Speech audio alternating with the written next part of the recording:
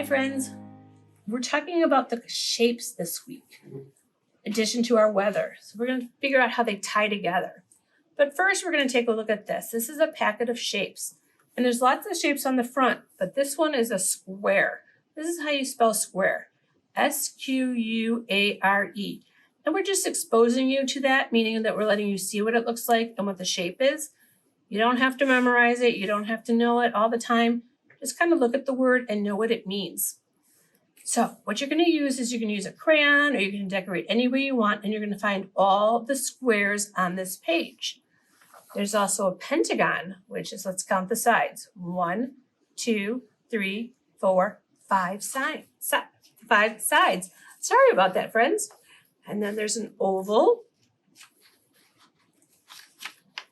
and rectangles, which have two short sides and 2 long sides, and a diamond, and star, and a heart. And when you're done with this, see how many of these shapes you can find in your home. Then we have a circle and a square. And on this page, you're going to cut this up with some help, and you're going to decide which of these objects is a square and which one is a circle. And you're going to glue them here.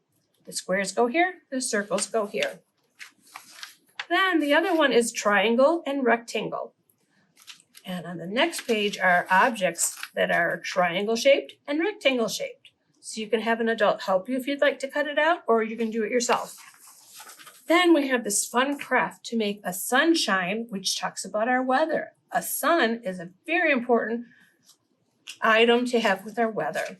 So here we have what's called a tracer or a template.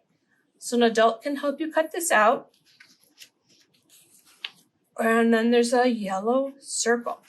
They don't look yellow, and this doesn't look orange. That's because you're going to use this to trace onto orange paper or yellow paper.